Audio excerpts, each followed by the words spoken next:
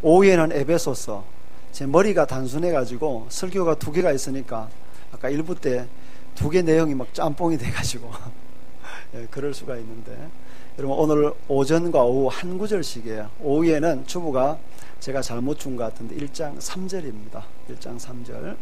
한 구절씩 나갈 때는 데살로니가 전서 전체, 에베소서 전체에 해당하는 말씀이다 하는 거 기억하고, 오후에 예배 전까지 에베소서 6장밖에 안 되니까 미리 한번 읽어보시면 오후 예배 시간에 더 은혜가 될 줄로 믿습니다.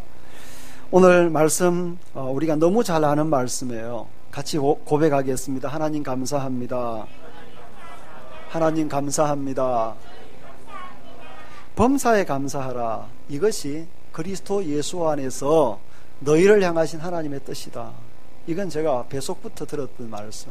모태신앙이니까 감사주일 때 늘 한 번은 인용되거나 본문이 되었던 말씀, 수도 없이 들었던 말씀인데, 그래서 다시 한번 이 말씀을 증거하겠다고 결정을 절기설교를 하고 나서 계속해서 데살로니가 전서를 여러 번 읽고 또 읽으면서 느껴질 때마다, 감동이 될 때마다 그 폴더에 가서 메모를 해놓고 나오고, 또 핸드폰 메모장에다가 메모를 하고, 그것을 모아서 이번 주 중에 말씀을 준비를 해드렸습니다. 이 짧은 이 한 구절이 어떤 의미의 말씀일까? 그냥 우리가 배고프든지 배부르든지 항상 감사하라, 범사에 감사하라, 이런 말일까? 물론 그런 말이지만 좀 다시 한번 데살로니가 전서에서 이 말씀이 어떤 의미를 갖는지를 살펴보고 우리에게 적용하는 그런 은혜가 있기를 원합니다.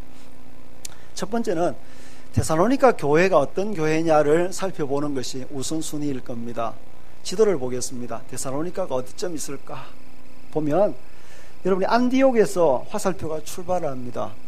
사도 바울이 2차 전도 여행 때예요. 2차 전도 여행 때 우리 교육관, 우리 아이들 예친 마을 벽에 보면 1, 2, 3차 전도 여행, 로마 전도 여행이 그림으로 그려져 있어요. 저기 보면 안디옥에서 출발해서 더베, 그리고 루스드라, 이고니온, 비시디아, 안디옥, 드로아까지 갔어요. 여러분 원래 사도 바울의 2차 전도 여행의 목적은 뭐였냐 하면 1차 전도 여행을 소아시아, 좀 전에 나왔던 조지역에 했거든요. 원래 선교했던 곳을 한 번 더 돌아보면서 성도들이 신앙생활 잘하고 있느냐를 살펴보려고 출발한 거예요. 드로아쯤에 갔을 때에 밤에 이 바울이 환상을 보게 돼요.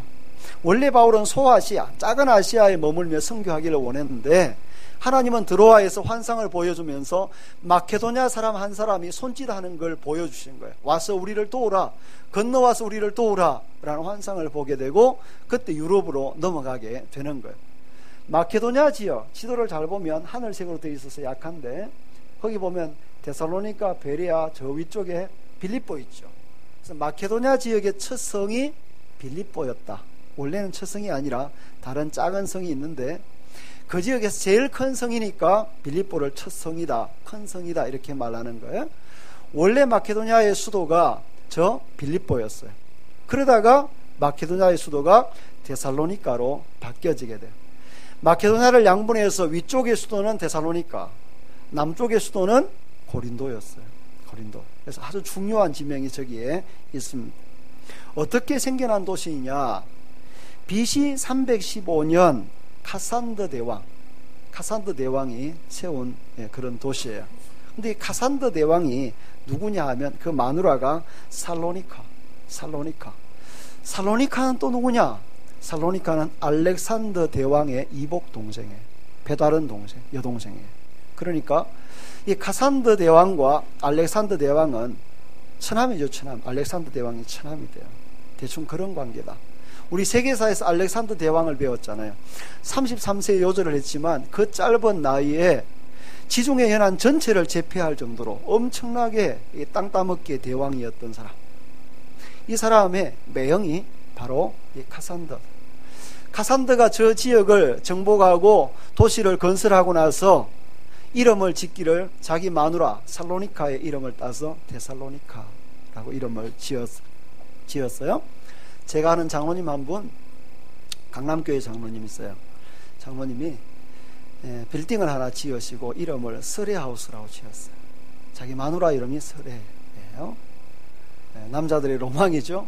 언제 나는 돈 벌어가지고 월세 면하고 전세를 넘어서서 집을 사고 작은 빌딩 하나 짓고 거기에다가 내 마누라 이름 박을까. 뭐 로망일지 모르지만 어쨌거나 이때 당시에는 그랬던 것 같아요. 장군들의 특징 중에 하나가 자기 아내의 이름을 따서 지금 이렇게 도시를 세운 것을 볼 수가 있습니다. 데살로니가 교회가 이곳에 사도 바울의 전도 여행 때문에 세워지는데, 성경 본문이 기니까 여러분 오늘 본문을 책갈피를 하고 또 책갈피를 하나 더 하는 거예요. 제게도 책갈피가 하나 더 있는데, 사도행전 17장을 한번 가봅니다. 사도행전 17장 1절을 봅니다. 216면에 있습니다. 1절, 그들이 암비볼리와 아볼로니아로 다녀가 데살로니카에 이르니 거기 유대인의 회당이 있는지라. 자, 데살로니카에 도착을 했습니다. 근데 데살로니카에 도착을 해서 바울이 자기의 관례대로 그들에게로 들어가서, 이 관례대로라는 것은 1절에 유대인의 회당에 들어갔단 말이에요. 사도 바울은 전도하러 주요 도시에 다녔어요. 제가 착각하지 말라고 그랬죠. 우리는 자꾸 오지로 가야 된다고 생각했지만 선교는 꼭 그런 게 아니에요. 사도 바울의 선교는 핵심 도시 중심의 도시 선교를 했던 것을 볼 수가 있고, 어떻게 하면 복음이 한 방에 광대하게 확산될까에 포인트를 두고 있었습니다. 그래서 선교할 때 꼭 아프리카에만 또 오지에만 가야 될 게 아니라 중요 도시에 가서 선교를 효과적으로 하는 것도 아주 중요하다고 생각이 들어요. 거기에 유대인의 회당이 있습니다. 회당이 있다는 말은 유대에 남자들이 최소한 10명 이상 있단 말이에요. 유대인들은 남자들이 10명 이상 있으면 반드시 회당을 짓게끔 되어 있어요. 그리고 그 회당에 들어가서 복음을 전도를 하고 있는데, 뭐라고 전도하냐 하면 그리스도께서 3절 뜻을 풀어 그리스도가 해를 받고 죽은 자 가운데서 다시 살아나야 할 것, 예수님이 죽으시고 부활하신 것, 그리고 또요, 내가 너희에게 전하는 이, 내가 너희에게 전하는 이가 누굴까요? 그냥 예수가 아니에요. 나사렛 예수예요. 나사렛 예수. 그가 곧 그리스도다. 세 가지예요. 하나는 예수께서 죽으시고 부활하셨다. 두 번째, 나사렛 예수다. 세 번째, 나사렛 예수가 바로 너희들이 기다려왔던, 구약부터 기다려왔던 바로 그 메시아 그리스도다 라고 얘기를 했어요. 이렇게 설교하자 두 가지 반응이 나타났어요. 하나는 4절 봅니다. 그 중에 어떤 사람 곧 경건한 헬라인의 큰 무리와 적지 않은 귀부인도 권함을 받고 바울과 실라를 따랐다는 말은 믿었다는 말이죠. 바울과 실라가 전도하는 말씀을 믿었어요. 근데 5절을 보면 그러나 유대인들은 어떻게 했어요? 시기하여 불량한 사람들을 데리고 떼를 지어 성을 소동케 했습니다. 여러분, 데살로니가 교회가 이렇게 탄생했다는 것, 그래서 여러분 데살로니가 전서 위에다가 사도행전 17장 이렇게 적어두면 데살로니가 교회가 어떻게 세워진 교회인지를 정확하게 알 수가 있는 겁니다. 두 번째 살펴볼 게 뭐냐 하면, 데살로니가 교회가 그러면 감사할 만한 조건을 가지고 있었던 교회였냐 하는 것입니다. 대답은 아니다는 거예요. 이 교회는 감사할 조건이 전혀 없었던 교회다 하는 걸 기억했으면 좋겠습니다. 왜냐하면 이유가 4가지예요. 제가 곰곰이 묵상해 보니까 적어도 이런 이유 때문에 이 교회는 감사할 수 없는 교회였어요. 첫 번째, 이 교회는요 3주 만에 세워졌어요. 다시 사도행전 17장을 돌아와서 보면 2절에 바울이 자기의 관례대로 그들에게로 들어가서, 그 다음 뭐라고 되어 있죠? 새 안식일에, 안식일 한 번, 일주일에 한 번 돌아오잖아요. 새 안식일이니까 3주 만에 교회가 세워졌다는 것을 알 수가 있습니다.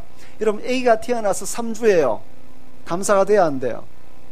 물론 엄마가 감사가 되지만 아기로 봐서, 아기는 지금 할 수 있는 것은 우는 거, 할 수 있는 것은 먹는 거, 할 수 있는 것은 싸는 것밖에 없어요. 여러분, 애가 감사하던가요? 어머니, 저에게 모유를 주셔서 감사합니다, 이러던가요?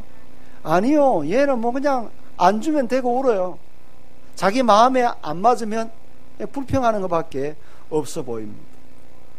여러분, 교회가 개척해서 3주다. 느낌 오죠? 우리가 느낌 아니까 느낌이 와요. 우리가 교회 개척해서 3주다. 여러분 충분히 돌봄을 받은 성숙한 그런 교회가 아니라는 거예요. 그러니까 감사할 조건이 없는 거죠. 두 번째요, 환란이 극심했어요. 좀 전에 살펴보았지만 지금 바울과 실라가 복음을 전하니까 반응이 두 가지였다고 그래서, 하나는 어떤 귀부인들은 받아들였어요. 근데 대부분의 유대인들, 이 지역에 유대인들이 많았어요. 아주 상업이 활발했고, 상업이 활발하고 돈 되는 곳에서는 항상 유대인이 들어가요. 유대인들은 절대 손해를 안 봅니다. 요즘도 지금 역사 속에 보죠. 돈 되는 집만 골랐어요. 돈이 있는 곳에서는 유대인들이 몰려들어요. 지금 이 지역에 와서 장사를 하는데 바울 꼴보기가 싫은 거죠. 그래서 폭동을 일으켜요. 죽이려고 달려드는 거죠. 17장 5절, 유대인들은 시기하여 저작거리에 어떤 불량한 사람을 데리고 때를 지어 성을 소동하게 하여 야손의 집에 침입하여. 왜 야손의 집이냐 하면 야손의 집에 지금 바울과 실라가 묵고 있었던 거예요. 그러니까 야손의 집에 들이닥치는 거예요. 그들을, 바울과 실라를 백성 앞으로 끌어내려고 찾았으나 발견하지 못했어요. 그러니까 돌아가는 게 아니라 누구를 끌어가야 대신 야손과 그의 가솔들을 끌어가요. 실컷 팼겠죠. 그리고 보석금 받고 풀어주었다는 얘기가 지금 8절까지 기록된 내용입니다.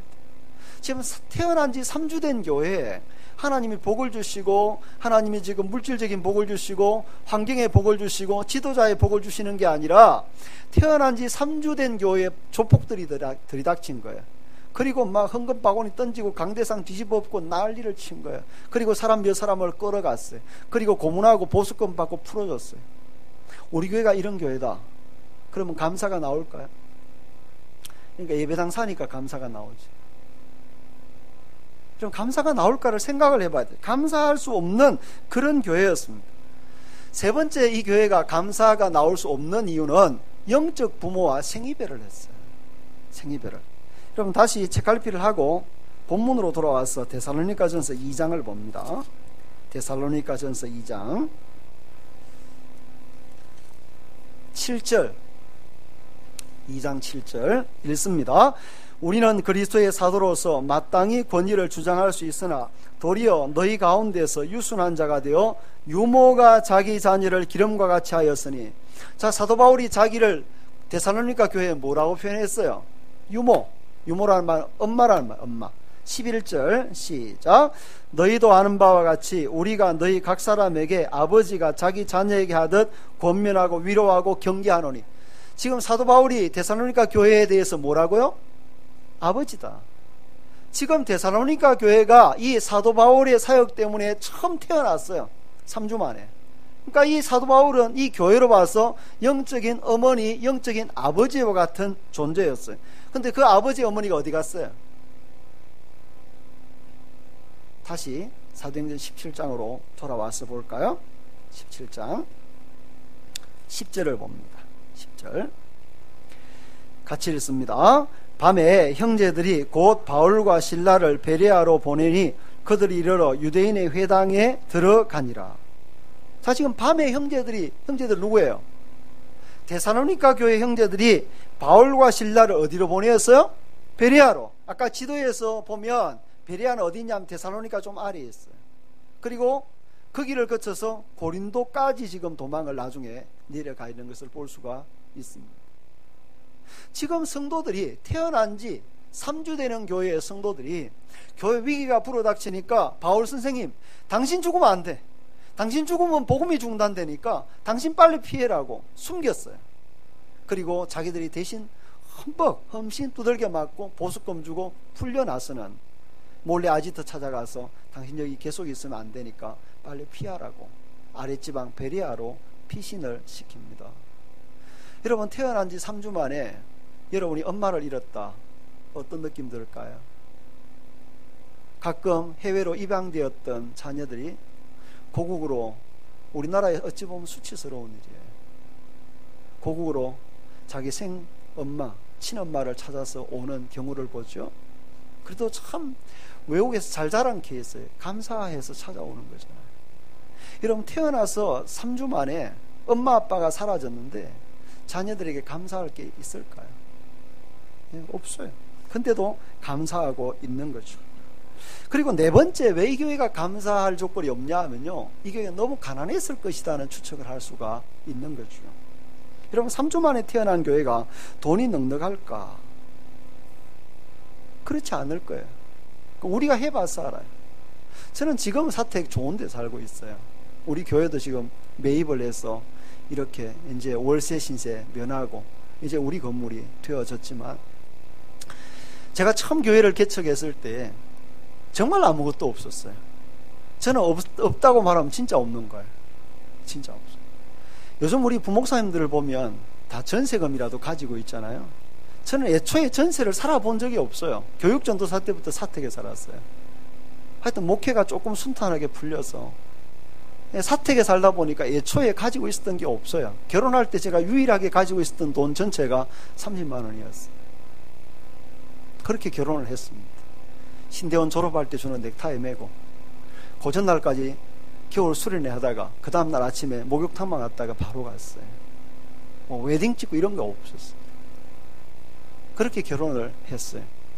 그래서 교회를 계속 이동하고 사역지가 있을 때는 그냥 잘 살아요. 지금도 사택에 살아요. 근데 사택 나가면 아무것도 없어요.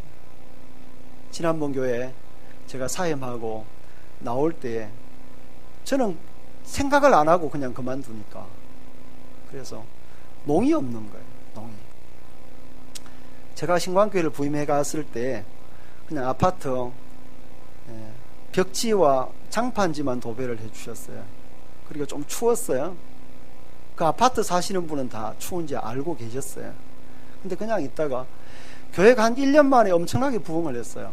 그러니까 장로님들이 저희 집을 싹 고치셨어요. 이중 샤시를 해주시고 보일러 배관도 좀 고쳐주시고 그리고 장롱을 다 갖다 버리셨네요. 그리고 붙박이장을 다 해주셨어요. 애들 방까지. 그래서 교회를 그만두고 나오려고 보니까 농이 없는 거예요.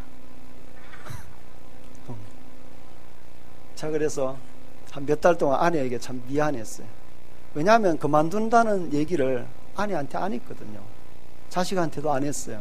미국에 있는 영광이만 너 들어와야 되겠다, 소한영만 전화를 했지, 다른 누구에게도 얘기를 하지 않았어요. 아무것도 없는 거예요. 여러분, 우리 교회를 처음 얻었습니다. 우리가 첫 예배 드린 곳이 3층 사무실이에요. 3층 사무실이 16명, 저는 명수를 확실히 기억을 해요. 16명이 사무실도 이렇게 트인 데가 아니라 기역자로, 그러니까 이쪽 끝에 사람은 이쪽 끝에 안 보여요. 김제에만 기역자 교회가 있는 게 아니라 우리 교회를 기역자 교회로 출발을 했더랬습니다. 아무것도 없이. 근데 하나님의 은혜로 지금까지 왔잖아요.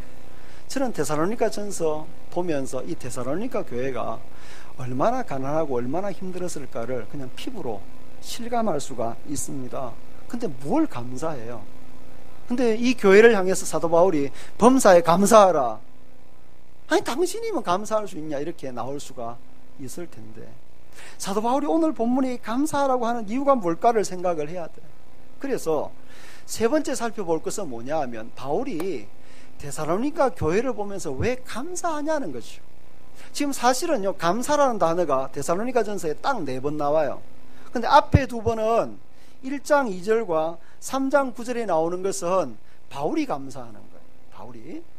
그리고 2장 13절, 3장 9절과 5장 18절에 나오는 감사는 바울이 데살로니가 교회에게 감사하라고 요청하는 거예요. 앞에 어떤 이유 때문에 사도 바울이 데살로니가 교회를 보면서 감사하는 거죠. 그리고 마지막에 도전하듯이, 도전장을 내밀듯이, 싸우자는 말이 아니야. 강하게 도전하는 거죠. 어필하는 거예요. 너희도 감사하라는 거죠. 범사에 감사하라. 그러면 사도 바울이 무엇 때문에 감사했는지를 하나하나씩 봐야 돼요. 4가지 때문에 감사해요. 첫 번째는 그들의 믿음 때문에 감사해요. 1장 2절 3절 돌아와서 같이 읽겠습니다. 시작. 우리가 너희 모두로 말미암아 항상 하나님께 감사하며 기도할 때 너희를 기억함은 너희의 믿음의 역사와 사랑의 수고와 우리 주 예수 그리스도에 대한 소망의 인내를 우리 하나님 아버지 앞에서 끊임없이 기억함이니. 지금 바울이 데살로니가 교회를 향해서 감사하고 있어요. 3가지 때문에. 첫 번째는 믿음의 역사, 2번째는 사랑의 수고, 3번째는 소망의 인내, 그리고 나중에 2장 13절에 하나를 추가를 해요. 첫 번째가 믿음의 역사예요. 그들의 믿음은 역사하는 믿음이었어요. 어떤 사람의 믿음은 아무런 역사가 없어요. 여러분, 우리 교회가 숫자가 적은 게 아니에요. 저는 우리 교회가 숫자가 많기보다 있는 한 사람 한 사람의 믿음이 역사가 있기를 원해요. 여러분, 한국교회가 지금 숫자가 적은 게 아니에요. 염려할 게 아니에요. 여러분, 아주 작은 때, 소수일 때, 몇 명 안 될 때 더 믿음의 역사가 일어났어요. 어떤 사람은 믿는데 역사가 없고, 어떤 사람은 믿으니까 역사가 있는 거예요. 어떤 교회는 믿으니까 역사가 없고, 이 데살로니가 교회는 믿으니까 믿는 거예요. 그냥 역사가 있는 거예요. 오늘 그래서 감사한 것이요. 여러분, 고린도 교회를 한번 볼까요? 4장 19절, 고린도전서 4장 19절 읽습니다. 주께서 허락하시면 내가 너희에게 속히 나아가서 교만한 자들의 말이 아니라 오직 그 능력을 알아보겠으니. 여러분, 고린도 교회는요, 숫자 많았어요. 그리고 그 교회는 상대적으로 부자였습니다. 그 교회는 은사들이 엄청나게 많았습니다. 그 교회는요, 하층민과 상층민으로 구성되어 있을 정도로 부자들 많았어요. 괜찮았습니다. 근데 그 교회는 헌신적기 합니다. 믿음을 말로 하는 거예요. 말로. 어떤 사람은 말로 하는 거죠. 그래서 사도 바울이 내가 너희에게 나아갈 때에 교만한 자의 말이 아니라 너희의 능력을 알아보겠다라고 얘기를 했어요. 근데 반면에 이 교회는 작은데 태어난 지 3주 되었는데 이 교회는요, 믿음의 역사가 있는 교회였어요. 1장 8절, 주의 말씀이 너희에게로부터 마게도냐와 아가야에만 들릴 뿐 아니라 하나님을 향하는 너희 믿음의 소문이 각처에 퍼졌으므로 우리는 아무 말도 할 것이 없노라. 여러분, 이런 말을 여러 번 써요. 말할 게 없어요. 너무 믿음이 좋아가지고 사도 바울이 덧붙일 것이 없을 정도로 믿음이 좋은 거죠. 오늘 바울이 데살로니가 전서를 왜 쓰고 있나요? 스토리가 이래요. 아까 지금 박해를 받아서 사도 바울이 남쪽으로 피신했다고 그랬죠. 베리아를 거쳐서 고린도에 내려왔어요. 근데 아무리 생각해도 두고 온 교회가 너무너무 걱정되고 염려가 되는 거예요. 그래서 고린도에서 디모데를 데살로니가 교회로 파송을 해요. 야, 가서 교회가 어떻게 되는지 좀 알아보고 오느라. 이 얘기가 3장에 나와요. 자, 3장 5절, 이러므로 나도 참다 못하여 너희 믿음을 알기 위하여 그를 보내었노니 이는 혹 시험하는 자가 너희를 시험하여 우리 수고를 헛되게 할까 하면. 이 시험하는 자가 누구예요? 아까 폭동들, 조폭들이에요. 조폭들. 시험하는 자가 우리의 수고를 헛되게 할까 하면이 지금은 디모데가 너희에게로부터 와서 너희 믿음과 사랑의 기쁜 소식을 우리에게 전하고 또 너희가 항상 우리를 잘 생각하여 우리가 너희를 간절히 보고자 함과 같이 너희도 우리를 간절히 보고자 한다 하니, 이러므로 형제들아 우리가 모든 궁핍과 환난 가운데서 너희 믿음으로 말미암아 너희에게 위로를 받았노라. 이 얼마나 놀라운 얘기예요. 바울이 지금 교회의 존립을 알아보기 위해서 보냈습니다. 분명히 조폭들 들이닥치는 거 봤는데 한 명이라도 혹시 있을까? 혹시 교회가 지금 존재하고 있을까? 혹시 믿음을 다 떠난 게 아닐까? 보내어 봤더니만 놀랍게도 3주 된 교회가 믿음이 펄펄 살아서 두들겨 맞고도 보수금 내고도 교회가 점점 더 왕성하게 세워져 가는 것을 알게 되었어요. 이 소식을 들은 이 바울이 너무 감사한 거죠. 그래서 쓴 편지가 데살로니가 전서예요. 너무 감사합니다. 여러분, 바울이 도망가서 지금 피해서 자기가 잘 살면 이런 편지 쓰면 안 돼요. 그렇잖아요? 오늘 사도 바울이 여전히 그냥 도망간 게 아니라 복음 위해서 간 거예요. 헌신하고 환난과 궁핍 가운데서 너희 때문에 위로를 받았다 그랬어요. 저는요, 여러분 때문에 위로를 받아요. 주중에 일부 때도 말씀드렸는데 뭐 아니까 실명을 얘기하죠. 정석원 집사님, 김지혜 집사님 부부가 우리 교회에 나와요. 두 분 다 장애를 가지고 있습니다. 신광교회에서 제가 주례를 썼습니다. 신광교회 담임할 때 제가 정말 하고 싶었던 게 교회 엘리베이터 설치하는 거였습니다. 거기는 우리나라의 최대의 어찌 보면요, 처음 세워진 공공주택이 거기 있는 거죠. 그러면 당연히 있어야 될 엘리베이터가 교회에 없는 거예요. 당연히 제일 많이 나와야 될 장애인들이 교회에 소수예요. 몇 명 안 되더라고요. 안타까운 얘기를 다 할 수 없지만, 그래서 제 마음에 엘리베이터 나오려고 별수를 다 써. 아니면 에스컬레이터라도 놓쳐고 건물 한 부분을 부수더라도. 근데 그게 공공주택법에 걸려서 불가능한 거예요. 건설교통부, 외무부 계속 싸웠지만 결국 못하고 나왔어요. 그러면서 제가 부부에게 한 말이 있습니다. 내가 다시 교회를 하면 반드시 1층 아니면 엘리베이터 되는 곳에 한다. 여러분, 지난번 건물 우리가 알지만 없는 가운데서 우리가 1층을 얻었어요. 1층이 훨씬 더 비쌉니다. 그리고 2층은요, 당구장 했던 자리니까 그 자체로 별 수리를 우리가 안 했잖아요. 나중에 2층에 예배를 드리면 더 깔끔한데도 2층 엘리베이터가 못 올라오니까 제가 1층을 예배실로 삼은 거예요. 예배실로. 이 부부가 저한테 카톡을 보냈어요. 아주 긴 문자를 보냈는데 그 가운데 한 부분이 이렇습니다. 교회에서 저 같은 사람을 사랑으로 용기 주시고 기도해 주셔서 감사합니다. 그래서 제가 답장을 보냈어요. 저도 답장을 길게 보냈는데 개인적인 얘기를 하고 끝부분에 이렇게 썼습니다. 집사님이 들어오시면 저는 용기가 나요. 여러분, 한 사람 한 사람, 여러분, 이분은요 지금 교회 오실 때 그냥 오는 게 아니에요. 요즘 버스 뒤쪽에 양쪽 문 열리는 버스 있잖아요. 거기 장애인들이 탈 수 있는, 휠체어가 탈 수 있는 버스예요. 근데 겨울에 비가 온다든지 눈보라가 치면요 이 버스가 그냥 지나가 버리는 거예요. 그럼 지나가 버리면 버스 스탑에, 그런 버스는 30분에 한 대씩 와요. 요즘 어떤지 모르겠지만 2년 전엔 그랬어요. 근데 교회 올 때 완전 얼음이 돼가지고 오시는 거예요.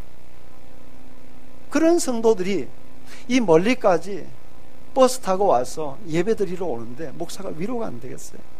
오늘 사도 바울이 이 성도들의 믿음 때문에 위로를 받는 거예요. 내가 궁핍 가운데, 환난 가운데 여전히 복음 전하고 있지만 너희의 이 믿음 때문에 내가 위로받는다. 그래서 하나님 앞에 감사하는 거예요. 저는 한 분 얘기만 드렸지만 여러분 가정들을 볼 때 제가 정말 위로받는 가정들이 많습니다. 말로 표현할 수 없을 정도로. 그래서 제게 너무 과분한 교회라는 거예요. 두 번째요, 사도 바울이 감사하는 이유는 그들의 사랑 때문에 감사하고 있어요. 1장 3절에 보면 사랑의 수고와 라고 얘기했습니다. 사랑의 수고와. 여러분, 사랑에는 수고가 있어야 돼요. 사랑의 수고가 없이, 사랑하는데 피곤하지 않다, 사랑하는데 힘들지 않다, 그건 가짜 사랑일 수 있는 거예요. 여러분, 사랑에는 수고가 반드시 따르는 거잖아요. 여러분이 자식을 사랑하니까 그렇게 힘들지만 버텨내잖아요. 미생 같은 만화, 미생 같은 드라마 요즘 보고 있잖아요. 그런 상황에서 우리는 참아내는 이유가 자식이 있으니까, 가족이 있으니까. 밤낮으로 일하고 잠시 들어와서 애기 얼굴 한번 보는데 행복한 거죠. 여러분, 사랑에는 수고가 따르는 거죠. 근데 이 교회에 사랑이 어느 정도였느냐? 4장을 봅니다. 4장 9절 12절까지 같이 읽습니다. 형제 사랑에 관하여는 너희에게 쓸 것이 없음은 너희들 자신이 하나님의 가르치심을 받아 서로 사랑함이라. 너희가 온 마케도냐 모든 형제에 대하여 과연 이것을 행하도다. 형제들아, 권하노니 더욱 그렇게 하고, 또 너희에게 명한 것 같이 조용히 자기 일을 하고 너희 손으로 일하기를 힘쓰라. 이는 외인에 대하여 단정히 행하고 또한 아무 궁핍함이 없게 하려 함이라. 여러분, 형제 사랑에 대해서 할 말이 없을 정도로 사랑했어요. 너무너무 사랑해. 근데 사랑할 때요, 조용히 자기 일을 하면서 자기가 수고한 대로 벌은 돈으로 했어요. 교회 돈으로 생생 내지 않고. 사역 27년에 보면요, 일하시는 태도를 보면 참 많이 알 수 있어요. 많이 느낄 수가 있어요. 정말로 헌신하는 사람이 있어요. 근데 어떤 사람은 그냥 헌신의 모양을 내는 사람이 있어요. 오늘 이 사랑의 수고들 정말 대단한 거죠. 이 교회를 보니까요, 정말 사랑해요. 여러분, 보석금 얼마나 많이 들어갔겠어요? 근데 성도들이 기꺼이 감당하고, 그리고 나중에 보면 사도 바울이 고린도 교회 헌금을 독촉하면서 마케도냐 교회는 극한 가난 가운데서 넘치는 연보를 했다. 너희는 뭐 하고 있냐? 이렇게 책망할 정도로 어려운 가운데서도 그들은요, 사랑이 넘쳤어요. 세 번째, 그들의 소망 때문에 감사하고 있어요. 1장 3절을 다시 보면 소망의 인내를 우리 하나님 아버지 앞에서 끊임없이 기억하미니. 그들의 소망에는 인내가 있었어요. 그냥 소망하고 어려움이 오면 끝이 아니라 소망하기 때문에 참아냈어요. 무엇을 소망하고 있었느냐? 예수 그리스도의 재림을 소망하고 있었습니다. 여러분, 예수님이 다시 오시는 거 믿습니까? 우리가 그 재림을 기다리는 사람입니까? 그러면 오늘 우리는 다르게 살아야 되죠. 세상이 기다리는 것과 다른 것을 기다리고 있어요. 우리는 주님이 다시 오신다는 걸 믿는 사람이에요. 그분의 강림을 믿는 사람이에요. 그걸 기다려요. 사도 바울이 데살로니가전서 5장에 매 장마다 이 얘기를 하고 있어요. 한번 보겠습니다. 1장 10절. 또 죽은 자들 가운데서 다시 살리신 그의 아들이 하늘로부터 강림하실 것을 너희가 어떻게 기다리는지를 말하니. 지금 주님의 강림을 간절히 기다리는 거예요. 2장 19절 20절 같이 읽습니다. 우리의 소망이나 기쁨이나 자랑의 면류관이 무엇이냐? 그가 강림하실 때에 우리 주 예수 앞에 너희가 아니냐? 너희는 우리의 영광이요 기쁨이니라. 그리스도 예수의 강림에 대해서 얘기합니다. 3장 13절 같이 읽습니다. 너희 마음을 굳건하게 하시고 우리 주 예수께서 그의 모든 성도와 함께 강림하실 때에 하나님 우리 아버지 앞에서 거룩함에 흠이 없게 하시기를 원하노라. 4장 15절 16절 시작. 우리가 주의 말씀으로 너희에게 이것을 말하노니 주께서 강림하실 때까지 우리 살아남아 있는 자도 자는 자보다 결코 앞서지 못하리라. 주께서 호령과 천사장의 소리와 하나님의 나팔 소리로 친히 하늘로부터 강림하시리니. 강림에 대한 얘기를 계속하고 있어요. 강림하시리니 5장 23절 시작. 평강의 하나님이 친히 너희를 온전히 거룩하게 하시고 또 너희의 온 영과 혼과 몸이 우리 주 예수 그리스도께서 강림하실 때에 흠없게 보존되기를 원하노라. 강림. 매 장마다 지금 이 교회가 뭘 하고 있냐면, 왜 3주 만에 태어난 교회가 이렇게 지금 믿음을 지키고 사랑의 수고를 할 수 있었냐 하면, 이들이 소망하는 것이 세상 사람들이 소망하는 것과 달랐어요. 그들은 돈을 소망하는 것이 아니라, 집을 소망하는 것이 아니라, 그들은 다시 오실 예수 그리스도를 소망하고 있었어요. 그래서 그 소망이 달랐기 때문에 인내할 수가 있었던 거예요. 여러분, 우리가 이 모든 고난들을 참고 이겨낼 수 있는 것, 성도들이 이 세상을 능히 살아낼 수 있는 것은 예수님이 다시 재림하신다는 소망 때문이에요. 이 땅이 영원하지 아니하고 언젠가는 이 땅이 끝이 나고 풀어지고 새하늘과 새 땅이 우리에게 임할 그날, 우리는 새로운 것을 우리는 누리게 될 것입니다. 그것을 소망하기 때문에 인내하는 거예요. 이 인내를 보면서 사도 바울이 정말 귀하다, 정말 이 소망은 복스러운 소망이구나. 네 번째, 사도 바울이 감사하는 이유가 뭐냐 하면요, 하나님의 말씀을 받는 태도 때문에 감사했어요. 2장 13절 읽습니다. 시작. 이러므로 우리가 하나님께 끊임없이 감사함은 너희가 우리에게 들은 바 하나님의 말씀을 받을 때에 사람의 말로 받지 아니하고 하나님의 말씀으로 받음이니 진실로 그러하도다. 이 말씀이 또한 너희 믿는 자 가운데서 역사하느니라. 하나님의 말씀을 받을 때에 사람의 말로 하지 아니하고, 지금 누가 전하는 거예요? 사도 바울이 전하는 거예요. 분명히 사도 바울이 전하지만 사도 바울의 말이 아니라 하나님의 말씀으로 받아들였어요. 그럼 목사가 해야 될 일은 하나님의 말씀을 바르게 분별해서 증거해야 돼요. 그런데 여러분이 해야 될 일은 그 말씀을 하나님의 말씀으로 받아들이는 자세가 중요해요. 앉아서 여러분이 설교 재판관이 되는 게 아니에요. 오늘 하나님이 주의 종을 통해서 내게 하시는 말씀이라고요. 그 말씀을 여러분이 하나님의 말씀으로 받아들일 때에 태도가 중요해요. 그럼 딱 보면 태도가 나오잖아요. 태도가 먼저 우선이에요. 어디에 성경에 하나님의 말씀을 받을 때 지금 우리가 앉아있는 것처럼 앉아서 받은 곳이 있나요?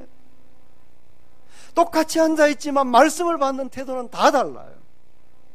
어떤 사람은 간절함이 있어요. 느헤미야서에 우리가 들었잖아요. 말씀을 받을 때 온종일 백성들이 일어서서 하나님을 경외함으로 말씀을 받았어요. 그러니까 말씀이 2장 13절 진실로 그러하도다. 이 말씀이 또한 너희 믿는 자 가운데 역사하느니라. 제가 새벽에 이 말씀을 설교한 적이 있습니다. 우리 교회 왔어요. 여기 하나님의 말씀을 받을 때에, 하나님의 말씀으로 받음이니 할 때, 받을 때에 받음이니, 둘 다 받는다는 동사인데 영어가 달라요. 앞에 있는 하나님의 말씀을 받을 때에는 리시버예요. 배구공이 날라오면 손에 리시버 하잖아요. 리시버. 받는. 하나님의 말씀이 우리 귀에 리시버 되는 거죠. 근데 하나님의 말씀을 하나님의 말씀으로 받아들인다고 할 때 영어 단어는 accept. 내 귀에 리시브 된 단어가 그 말씀이 내 마음에 받아들여지는 accept. 여러분 하나님 말씀 받을 때 어떻습니까? 간절하게 사모합니다. 여러분이 하나님 말씀을 하나님의 말씀으로 받아들이고 그 말씀이 역사하는 믿음 될 수 있기를 원합니다. 1장 5절 보면 이는 우리 복음이 너희에게 말로만 이런 것이 아니라 또한 능력과 성령과 큰 확신으로 된 것입니다. 가끔 어떤 분들을 볼 때 설교하면서 가슴이 아파요. 하지만 그것은 저의 책임이에요. 1장 5절을 볼 때. 왜냐하면 우리 복음이 너희에게 말로만 이런 것이 아니라 능력과 성령과 큰 확신으로 된 것이라. 설교할 때 능력과 성령과 큰 확신이 있으면 여러분이 듣는 태도가 다를 거예요. 그래서 목사가 또 회개해야 됩니다. 목사의 책임입니다. 이런 말씀을 받을 때 사람의 말로 하지 아니하고 하나님의 말씀으로 받아들이면 그 속에 역사하는 믿음이 있는 거죠. 1장 9절 하반절 너희가 어떻게 우상을 버리고 하나님께로 돌아와서 살아계시고 참되신 하나님을 섬기는지와. 목사가 설교하면 삶의 변화가 일어나야 되죠. 그렇게 수년을 이제 5년 지났는데 수년을 말씀을 들어도 우리 속에 변화가 없다면 그 목사가 잘못하고 있는 거죠. 성령의 나타남과 역사가 우리 가운데 있어야 되는 것입니다. 나는 말씀을 대할 때 어떻습니까? 어떤 사람에게 성경은 책의 말씀이고 화석화된 말씀에 불과합니다. 하지만 어떤 사람은 성경을 펼쳐들 때 그 말씀이 생생하게 나를 변화시키는 말씀이 되는 거예요. 나는 어떻습니까? 마지막 네 번째, 데살로니가 교회를 향해서 바울이 마지막 권면을 하고 있는 것입니다. 여러분 5장 12절부터 마지막 절까지는요 사도 바울의 권면과 축복의 축도예요. 축도. 권면의 말씀이 12절부터 22절, 축도가 23절부터 28절이에요. 여러 권면 가운데 권면 하나가 뭐냐면 범사에 감사하라. 범사에 감사하라. 그래서 이 의미가 뭔지를 씹어보고 곱씹어보니까 앞에 있는 내용이더라는 거죠. 사도 바울이 내가 너희를 볼 때 너무 감사하다. 왜? 너희 믿음을 볼 때 역사가 있으니까, 너희 사랑을 볼 때 수고가 있으니까, 너희 소망을 볼 때 인내가 있으니까, 너희가 말씀을 받을 때 하나님의 말씀으로 받으니까 내가 너무 감사하다. 앞으로도 그렇게 내가 감사하게끔 살아라. 그게 범사에 감사하라. 그냥 이유도 없이 무턱대고 그냥 감사하라는 게 아니에요. 내가 이런 이유 때문에 하나님 앞에 감사했는데 앞으로도 너희의 삶 속에 계속 이런 감사가 넘칠 수 있기를 원한다는 고백의 5장 18절 말씀입니다. 말씀의 마무리를 합니다. 추수감사절입니다. 한 해를 뒤돌아보면서 여러 가지 일들이 있었을 거예요. 내가 내 몸을 보면 내 한 몸 가누기가 허우적될 때가 있습니다. 여기저기 아프고 그래요. 50도 안 된 저도 여기저기가 쑤시고 아프고 쩔뚝거리고, 제가 몸도 좀 중간씩 설교할 때 비틀잖아요. 몸 한 구석 한 구석이 편한 곳이 사실은 없어요. 한 몸 가누기가 힘들잖아요. 그리고 우리가 경제를 봐도 넉넉지 않잖아요. 근데 다시 보면 또 넉넉해요. 사실은 우리가 이렇게 잘 먹고 잘 산 지가 얼마 안 됐습니다. 저는 어릴 적에 생각하면 지금도요 그냥 조각 김 있잖아요. 김 일회용 김 하나 뜯을 때마다 너무 감사합니다. 저는 사실 그게 제일 기뻐요. 쌀밥 볼 때 너무 감사합니다. 쌀밥 볼 때 먹을 수 없었던 쌀밥 감사하죠. 달걀 제가 참 좋아합니다. 달걀 후라이 하나 하면 너무 감사합니다. 너무 감사해요. 사실 너무너무 감사한 게 많죠. 여러분 우리가 하나님 앞에 감사할 수 있기를 원합니다. 주변 상황이 그렇고 국가가 어둡고 미래가 불투명하고 그렇게 어린아이들이 많이 물에 빠져 죽고, 그리고 어제도 펜션에 불이 났어요. 대학생, 멀쩡한 대학생 4명이 죽고 6명이 중상. 그 이후에 어떻게 된지 모르겠어요. 끊임없는 사건과 사고 속에 우리가 감사할 수 있을까? 원망하고 불평하는 게 더 적합하지 아니할까? 오늘 데살로니가 교회는 우리를 향해서 그러함에도 불구하고 감사하라고 얘기를 하고 있는 거죠. 우리의 삶에 수많은 도전들이 있어요. 믿음을 삼키려 하고, 우리의 사랑을 식어지게 만들려고 하고, 우리의 소망을 헛된 것 절망으로 만들려고 하고, 우리가 하나님의 말씀을 요즘 난도질해서 하나님 말씀을 말씀으로 안 받아들이고 사람의 말로 조각조각 내는 이런 시대. 여전히 우리에게 계속해서 믿음의 역사를 일으키십시오. 계속해서 사랑의 수고를 하십시오. 계속해서 소망 중에 인내하십시오. 주님 다시 오십니다. 계속해서 우리가 말씀을 하나님의 말씀으로 받아들이십시오. 이것이 범사에 감사하라는 하나님의 뜻입니다. 이것이 너희를 향하신 하나님의 뜻. 감사절을 지나면서 범사에 감사하라, 범사에 감사하라, 이것이 우리를 향하신 하나님의 뜻이다 그랬어요. 제가 토요 새벽 기도를 앞두고 금요일날 우리 마을장 순장님들이 하는 밴드가 있습니다. 그 밴드에다가 글을 장문에 올렸어요. 그리고 범사에 감사하라, 이번 주 주일 설교 제목인데 이걸 카카오톡에 그리고 마이피플에 대화명으로 좀 올릴 수 있으면 좋겠다고, 작은 물결이 되고 큰 물결을 일으켰으면 좋겠다고 부탁을 했더니만 순종하는 몇 분들이 계셔서 너무 감사했어요.